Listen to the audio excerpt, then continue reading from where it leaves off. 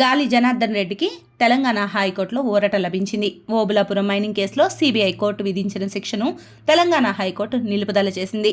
అంతేకాకుండా గాలి జనార్దన్ రెడ్డికి షరతులతో కూడిన బెయిల్ మంజూరు చేసింది. 10 లక్షల రూపాయల షూరిటీలు సమర్పించాలని ఆదేశించింది. దీంతోపాటు భారతదేశం విడిచి ఎక్కడికి వెళ్లిపోవడానికి వీల్లేదని, పాస్పోర్ట్ సరెండర్ చేయాలని గాలి జనార్దన్ రెడ్డికి హైకోర్టు ఆదేశించింది. కాగా సిబిఐ కేసు కూడా కొట్టివేయాలంటూ గాలి జనార్దన్ రెడ్డి హైకోర్టును ఆశ్రయించారు.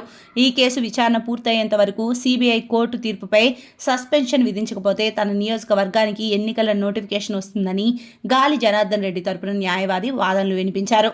సిబిఐ కోర్టు తీర్పు రాగానే జనార్దన్ రెడ్డిపై ఎమ్మెల్యేగా అనర్హత పడింది. బళ్ళారి నుంచి ఆయన ప్రాతినిధ్యం వహిస్తున్నారు. ఈ నేపథ్యంలో ఈ అంశాన్ని కూడా ఆయన హైకోర్టు దృష్టికి తెచ్చారు. ఈ పిటిషన్ను బుధవారం విచారించిన హైకోర్టు గాలి జనార్దన్ రెడ్డి బెయిల్ మంజూరు చేస్తూ ఆదేశాలు ఇచ్చింది.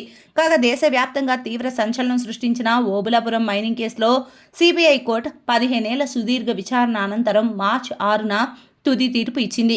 ఓఎంసీ ఆక్రమణలు, అక్రమ మైనింగ్పై 2009లో అప్పటి ఏపీ ప్రభుత్వ విజ్ఞప్తి మేరకు కేంద్ర ప్రభుత్వం సిబిఐ విచారణకు ఆదేశించింది.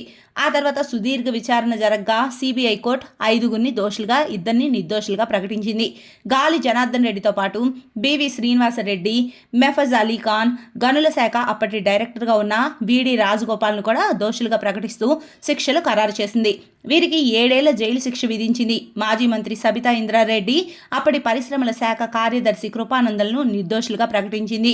దీంతో గాలి జనార్దన్ రెడ్డిని అరెస్ట్ చేసిన అధికారులు చర్లపల్లి జైలుకు తరలించారు. తాజాగా హైకోర్టు శిక్షను నిలుపుదల చేసి బెయిల్ మంజూరు చేయడంతో గాలి జనార్దన్ రెడ్డి జైలు నుంచి విడుదల కానున్నారు.